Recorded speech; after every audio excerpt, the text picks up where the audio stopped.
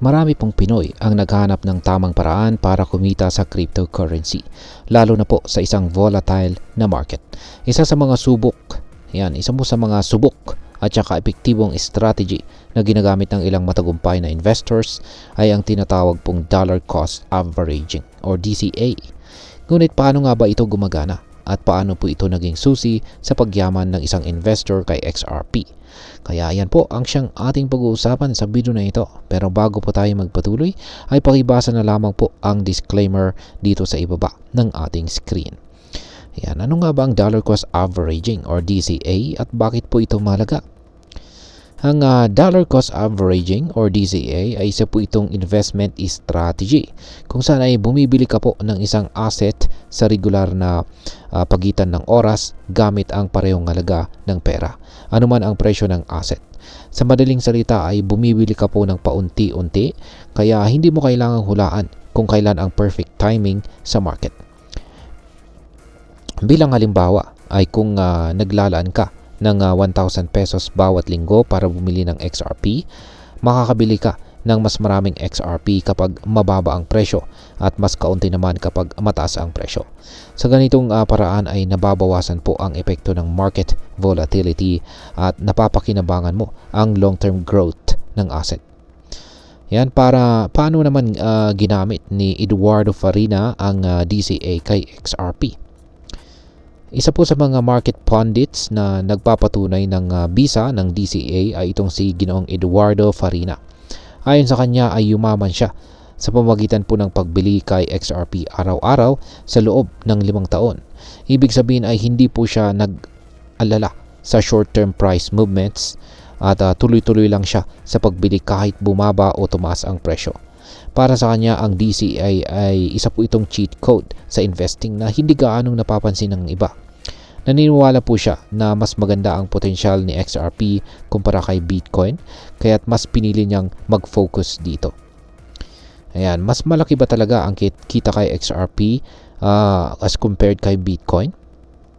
Ayan, ayon po sa isang report ay kung ang MicroStrategy, isang malaking kumpanya na nag-i-invest kay Bitcoin, ay gumamit ng DCA or dollar cost averaging para kay XRP halip na kay Bitcoin, mas malaki sana ang kanilang kinita at yan ay mas malaki pa sa $60 billion. Sa kaso po ni Ginong Farina, noong taong 2021 ay nagpalit siya ng 0.33 na Bitcoin na nagkakalaga po ng 8,680 na euro sa 45,425 XRP. Sa panahong iyon ay si Bitcoin ay nasa 26,115 euro habang ang XRP naman ay nasa 0.19 euro lamang. Pagkalipas po ng 4 na taon ay ang 45,425 XRP niya ay nagkakalaga na ngayon ng 103,114 euro dahil ang presyo po ni XRP ay tumaas po sa 2.27 euro. Kung hindi po niya ipinalit ang kanyang 0.33 na Bitcoin, ang kanyang investment ay magiging 26,778 euro lang ngayon. Ibig sabihin ay mas lumago ang value ng kanyang XRP investment kumpara kung nanatili siya kay Bitcoin. Ngayon ay bakit po biglang tumaas itong si XRP nitong taong 2024? Ayan. Isa sa mga dahilan ng pagtaas ng presyo ni XRP nitong nakalipas na taong 2024 ay ang panalo ni Pangulong Donald Trump sa US elections. Matapos po ang halalan nitong November 2024, nagkaroon po ng malaking rally sa crypto market at isa sa mga asset na pinakamalaking lumago ay itong si XRP. Mula po noong November 2024, si XRP ay tumaas ng 284% laban kay Bitcoin at patuloy pa rin po itong gumaganda kahit may mga market struggles. At ayan, ano naman ang epekto ng dollar cost averaging strategy para sa atin bilang mga Pinoy crypto enthusiast? Yan, sa mga Pinoy na nagnanais na mag-invest sa crypto, ang DCA ay isa po itong magandang strategy dahil hindi mo na kailangang hulaan kung kailan tataas o bababa ang presyo ng XRP. Sa halip na mag-all-in sa isang pagbili, maaari mong hatiin ang iyong investments sa mas maliit na halaga at bumili ng paunti-unti sa loob ng mahabang panahon.